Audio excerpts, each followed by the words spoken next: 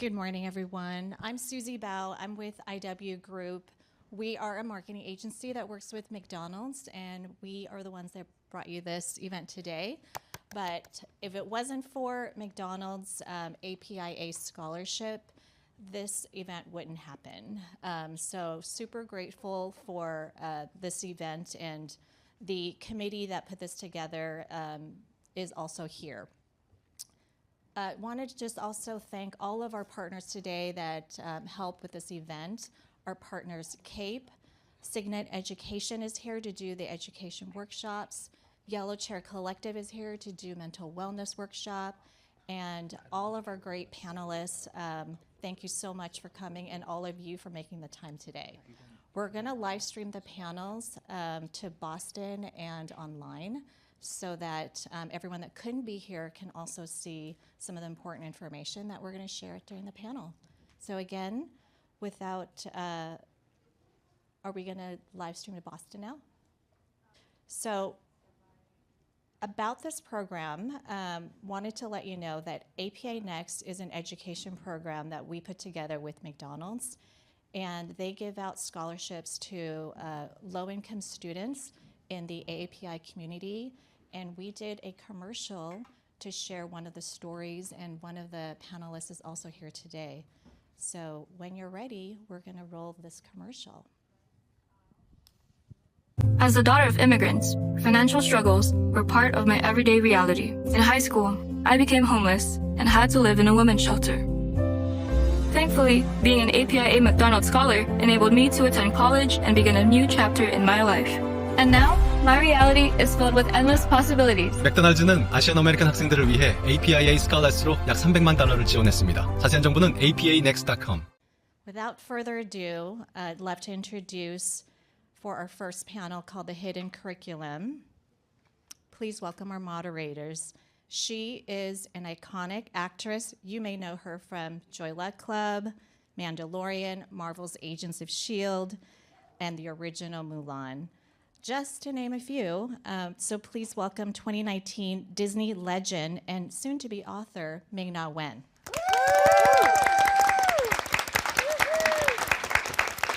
Hi, everyone. Our second moderator is part of the next generation of icons. She's not only an actress, she's a writer and directs short films, known for one of my favorite shows, Never Have I Ever, from Netflix, and DC's Legends of Tomorrow, and so much more, Miss Ramona Young.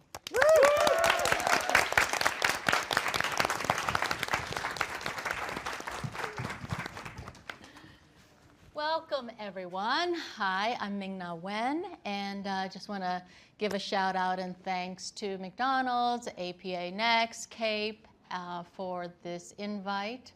Thrilled to be here to be moderating with Ramona. I think you might know me for my work, but I'm also a graduate of Carnegie Mellon University. Back in the day when we didn't have to deal with the amount of stress and difficulties in getting into a college these days. I have two kids who had to deal with that process. I stayed out of it because I didn't want to mess up. And if I had known that there were resources like this, I'm sure I would have been a better parent in directing them to it. But they're doing great. They're both, one's a graduate and a journalist now, Michaela, and our son is still at University of San Francisco. So I hope this event will help a lot of you to deal with the difficulties. Yes, hi, is my mic on? Hello? Okay, great, hi, my name is Ramona Young. I am so happy that everyone showed up today. I'm happy to be co-hosting with Ming-Na, who's a legend, and totally fine, not nervous at all. Also, yeah, super happy to be here because I feel like this event is so important, and it's like the main transition from like childhood to adulthood, and so many times we don't get to navigate through that or have like the proper education or leadership to do that. So I'm really happy to be here. Aside from that, I am so excited to introduce our lovely panelists. We have Sheila, Daisy, and Em.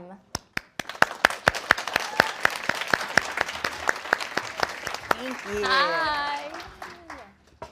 Can each one of you introduce yourselves to our audience? Sure, thank you. Thank you for having me today. I'm Sheila. I am CEO of a company called Signet Education, where we've helped over 10,000 students navigate high school and the college process since we started.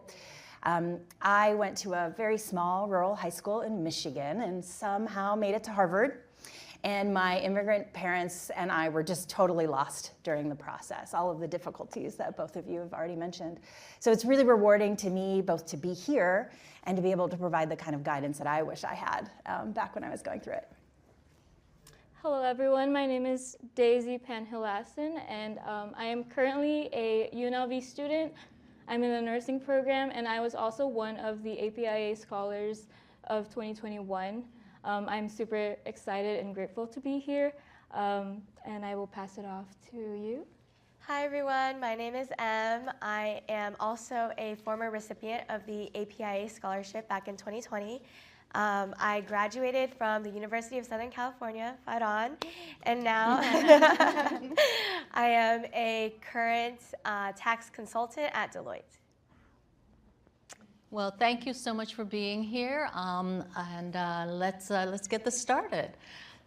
We are going to chat today about the hidden curriculum of college admissions. So Sheila, I want to ask you first, as CEO of College Prep Organization, what is the hidden curriculum? You know, what does that really mean? Well, I'm so glad you asked. The hidden curriculum is less of an actual thing and more of an idea. And I'm sure a little explanation will help you all see what I'm talking about. It's not the actual lessons you learn in school, the things that you read in a textbook. It's all of the unsaid stuff that students are just supposed to absorb. And when it comes to college admissions, it can be expectations about what kind of grades you need to be competitive in the college process, what kind of classes you really need to take in order to be prepared to succeed at the kind of college you want to go to. It might be around doing extracurriculars and community service, having meaningful relationships with your teachers. These are things that people likely never told you you need to do. Someone may have clued you in at some point or modeled it for you, but it was never really taught to you. And it can also include things around, when does this process really start? When do you have to take the SAT? Do you have to take the SAT? And things about, you know, how starting early can really give you a huge advantage in the process. So if you're from a well-resourced family that have had generations of people that have gone off to college, or you're at one of these high-achieving high schools, it's in the air. Right? You're absorbing these lessons from people who've done it before you, or there may actually be requirements around community service in your school to make sure that you're meeting those unsaid expectations. But because this curriculum is largely hidden, it does leave a lot of low-income, immigrant origin, first-generation, BIPOC students just completely out. And the thing that's truly unfair about this is that research shows that these are the populations that actually stand to benefit the most from going to college.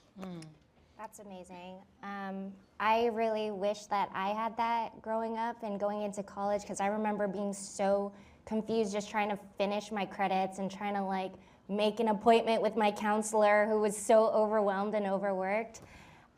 Daisy and Em, what can you tell us about the hidden curriculum? Did you know about this?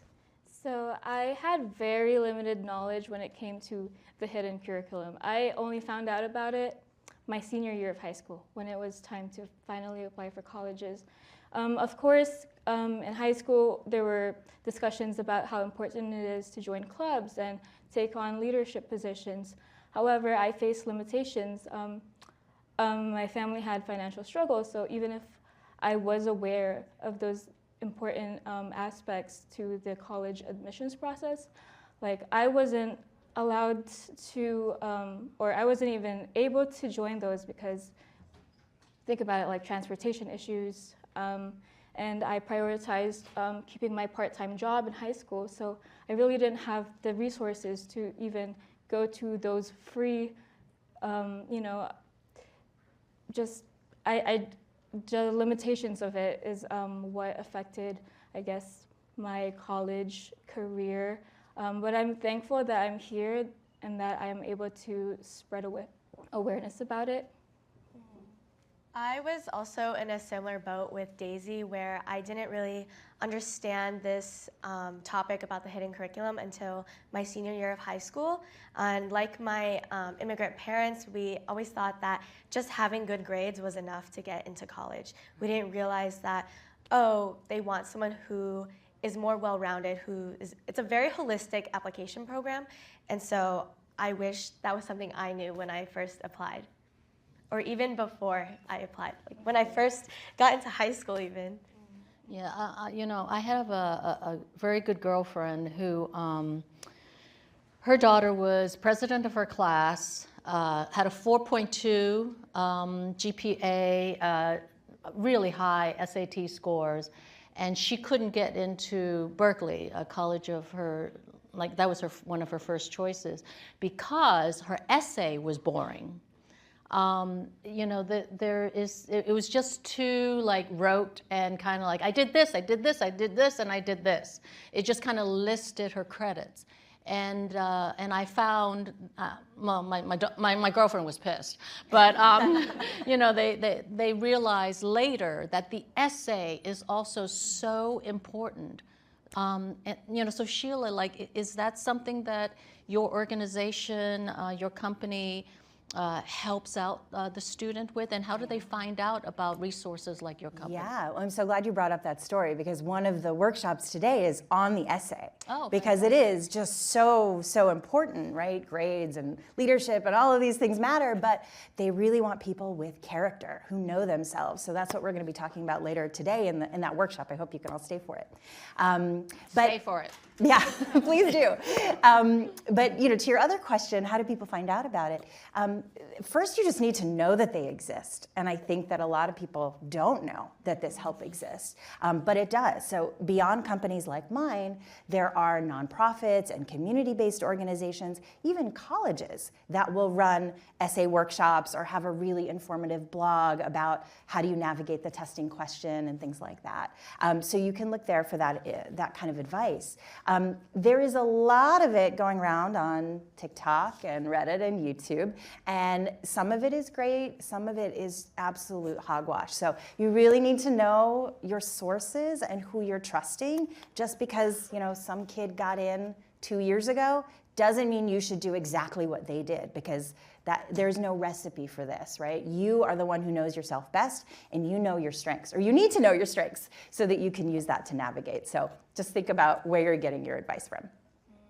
That's a good point, especially with social media. Like anyone can say anything pretty much. Right. So Daisy and Em, like, how did you guys find out about which colleges you were interested in, and how did you guys find out about your resources? Like many other students, I couldn't rely on just my parents, because they themselves did not go through the whole college admissions process. And so I had to rely on, and I'm thankful for it, my high school counselors, my high school teachers, peers that I graduated with who had parents that helped them with the college application process. Other than the people that helped me, of course, I did a little self-teaching. And I know you mentioned something about social media not being, you know, reliable, but I did use YouTube and Reddit to seek out scholarships that, you know, catered to me, and they worked because I'm here now. So they weren't, you know, fully unreliable. So I thank those resources, but I wish something like this would have popped up in my high school, because I really feel like hearing from people that I identify with, that definitely helps. I always knew that I wanted to go to college out of state. I'm originally from Colorado, so, you know, very white, not a lot of Asians. So I wanted to come to California, where there's more people who have similar background and identity as me. But with that comes a really high price tag. And so I, like Daisy, I looked online, I looked everywhere, and I also have an older sister, thankfully, who sort of helped me with this process, so I'm just really grateful for all of that. Now, if you had to go through this process again, these are questions for Daisy and Em, would you do it differently? You know, do you have any regrets, or it worked out? It seemed, I mean, obviously it worked out pretty good, but would you have done it differently? Looking back, and I'm not proud to admit this, but I was the type of student that was very shy, very timid, and I wouldn't ask questions that needed to be asked. I would only, absorb information from my mentors, but I wouldn't really seek out the specific questions that needed to be answered. And I think part of that was also because I was ashamed of my upbringing. I was born to an immigrant family, low income, and I was also homeless at one point. And so, not a lot of FAQs can answer to what I went through. And so my advice to everyone is to just, just reach out, because no matter how unique your situation is, there's always going to be an answer. So that's why I find myself here, and I'm so thankful. Yeah, I think my personal philosophy is like everything happens for a reason, so I'm really grateful to be here today and just how my life has come. But if I were to do anything differently, I would have to probably say I wish I was more interesting in high school. I focused so much on my grades. I did join a bunch of clubs, but I didn't put any meaning into those clubs, and I wish I had more of my time and effort into them, and then my essays would have probably been so much better, and I would have gone to my dream school, but it's okay, yeah. Yeah, can we actually go down the line, and is there like any advice that you would give new students and families that are just now starting to navigate this whole complicated, scary process? Sheila? Yeah, I mean, I have so much advice, right? Yeah. I mean, that's what I do for my day job. I give advice all day long. But I think the most important advice I can give you is to focus on what really matters to you, in terms of what your vision for your specific future is, and then just focus on that. I see so many families getting worked up about all the wrong things, and it's a stressful process, it's a hard process. You don't want to make it more stressful by listening to rumors or comparing yourself to someone else who they have different goals than you, they have a different background than you. So focus on you and do what's meaningful for you. And I know I already gave one advice, but another advice would be to just not be afraid of thinking that you're going to go through this alone, because you're not alone.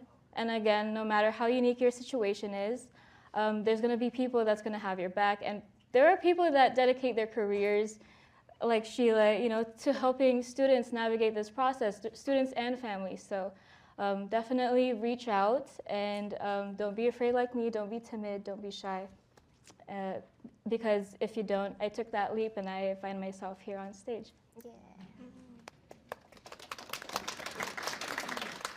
Yeah. One advice that I would give is to probably give yourself a lot of grace during this process. It's definitely a really stressful time to be thinking like, oh wow, this will impact my entire future. It'll change the whole trajectory of my life. But I think just be patient and be kind to yourself. That's like the best thing you can do during this process.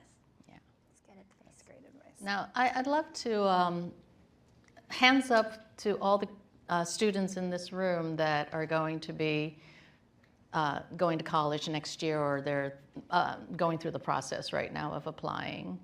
So, so most of you are still just getting information. I love that. So prepared.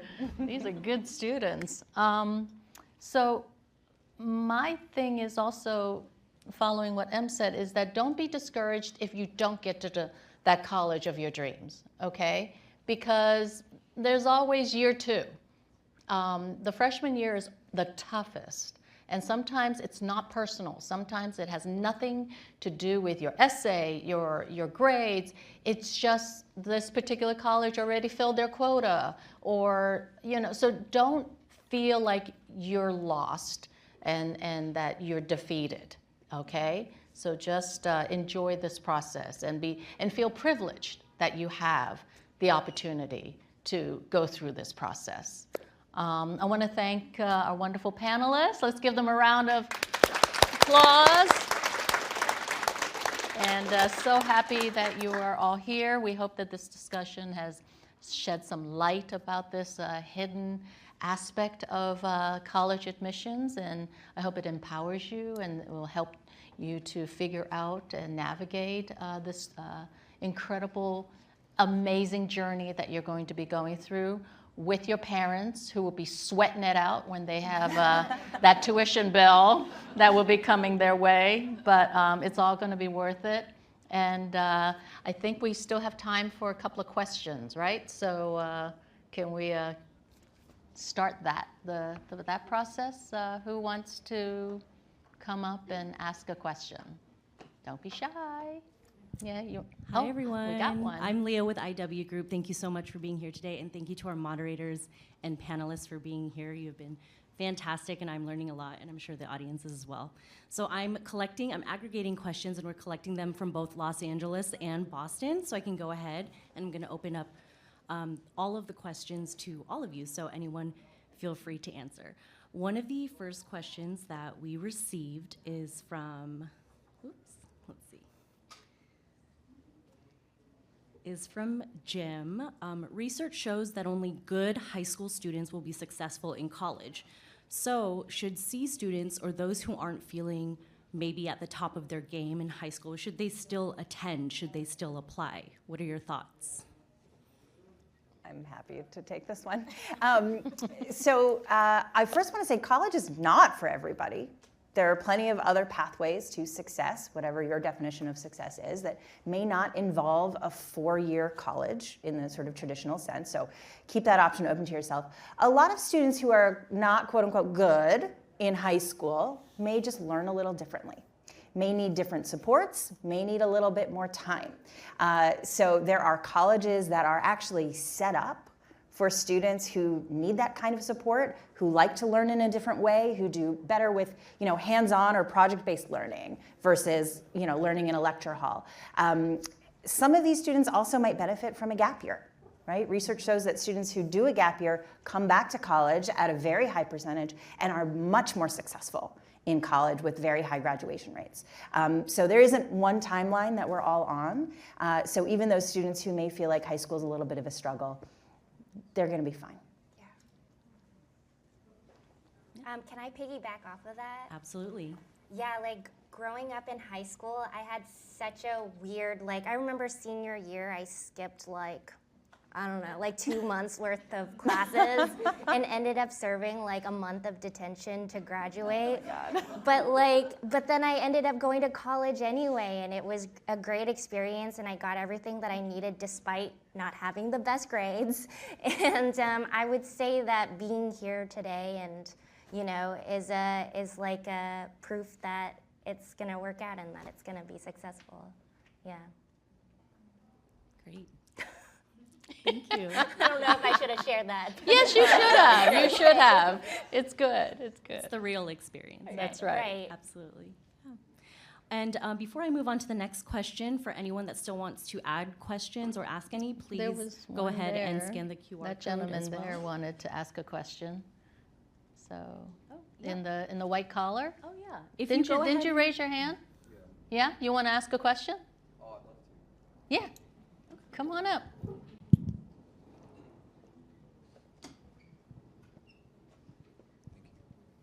So, hi, my name is Caleb. Hi, Caleb. And I was wondering, for you people who've kind of like, despite all odds, like still pursued their goals and like achieved it, what would you say to someone who, like me, like hasn't found like something they're passionate about that they can pursue? Like, how do we go about and find that? That's a great question. Thank you, Caleb, for the question. I feel like for me, as a first generation college student, I had that same struggle. I actually pursued architecture for my first year, and the reason being was because my dad was in construction and I liked playing The Sims. So that wasn't a very good major to pick based off those. And my advice to you is to just take your time. Everybody has a different timeline. It was mentioned that students who take a gap year have more success.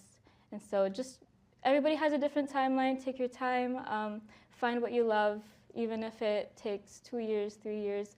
It's way better than wasting money on a major that later on you find yourself saying, hey, I actually don't even like this.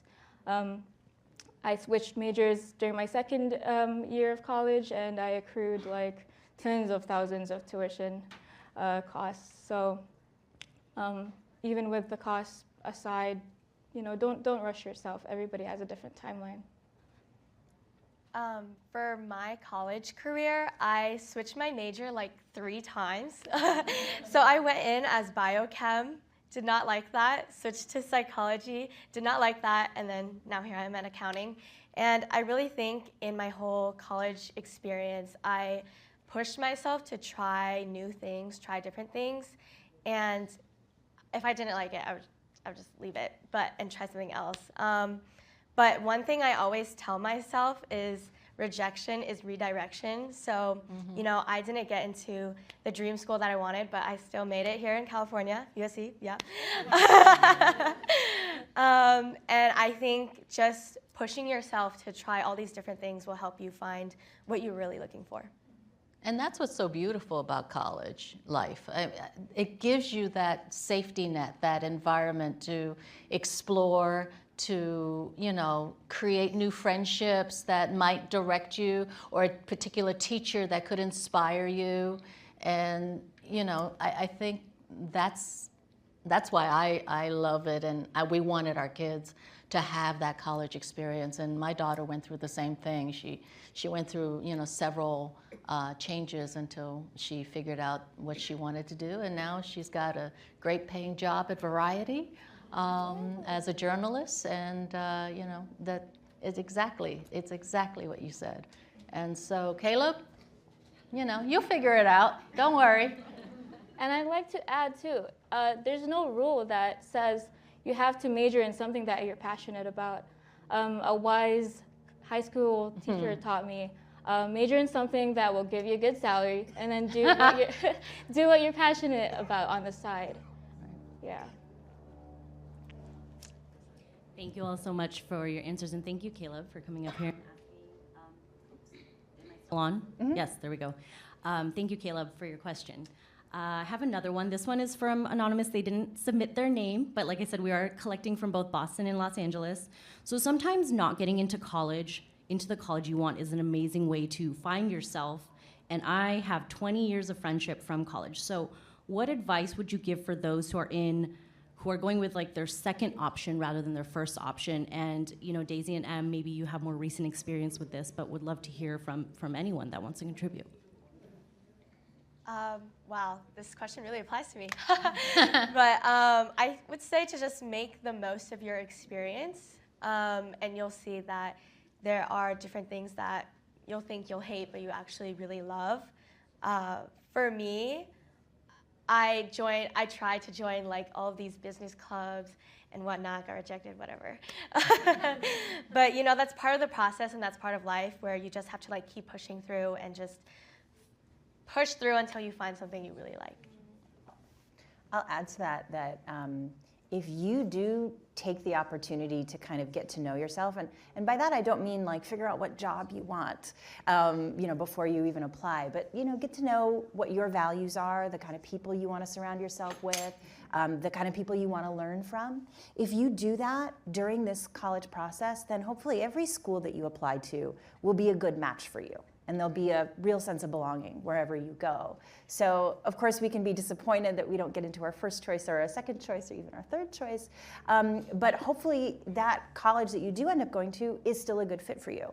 And at some level you do kind of have to trust that the admissions officers know what's going to work for their schools, right? So if you don't get into that first choice, well, maybe you just weren't what they were looking for, and in the end you may have found out that they weren't what you were looking for, right? But hopefully when there's that good match, you're going to come out just like Em did here, really successful and proud about where you went. It's kind of like dating. It's so like dating. It totally is. Yeah. Okay, great. Last question. Thank you so much for your responses. This dives into a little bit more of the financial and maybe a fit, so I'm going to open it up to everyone again. Is it okay for a talented student who isn't low income but still cannot afford a four-year college to start at a community college? And if you have any personal experiences, please do share. Yeah. I thrived on community college. I went to ELAC. I also came from like my mom was in the military growing up, and so like I didn't know what to major in. I was struggling with like admitting to myself that I wanted to be an actor. And so my family was just like, just get your GED first. And so my first thing was just to like get my generals done, my general credits done, and I did that like through community college. And it was a great way for me to like buy myself time, but feel like I'm productive and to figure out like what I actually wanted to do with my life. Yeah, and I know our son's friends did the same thing. They wanted to stay closer to their families the first year and save some money and just kind of get rid of those required credits and then hopefully be able to apply to the college of their dreams in their sophomore year or even junior year. So there's so many avenues and there's no right or wrong in how you approach it. I was just lucky that there was a great college with a great drama program. I knew exactly what I wanted to do. I didn't care what my parents thought about, That's the other thing, parents. Let your kids dream their dream, okay? And they were just happy. Oh, you got into Carnegie Mellon, good school, And then when my mom found out that I was able to get a degree in drama, she's like, oh, American school, so easy. Like she couldn't believe they gave out degrees for drama. So little did she know it was one of the hardest programs there. But, so you just got to let them breathe and let them dream and thrive for what they want in their lives. Yeah. And to go back to the community college thing, here we are in California with such a great community college system, great public education system with guaranteed transfer pathways from community college to a four-year college.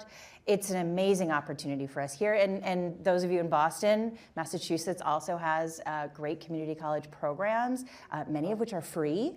And so I think that's a great route for a lot of people. It does save money, save time, help you explore some things without the big price tag, and get your feet wet on a college campus without the high stakes of being in a four-year institution right away. So it's a great option. Thank you so much. That's it? So, all right. Thank you. That was wonderful. I think we're going to take a 10-minute break before our next panel. And thank you. Thank you so much for being here. Thank you again to our panelists. Thank you.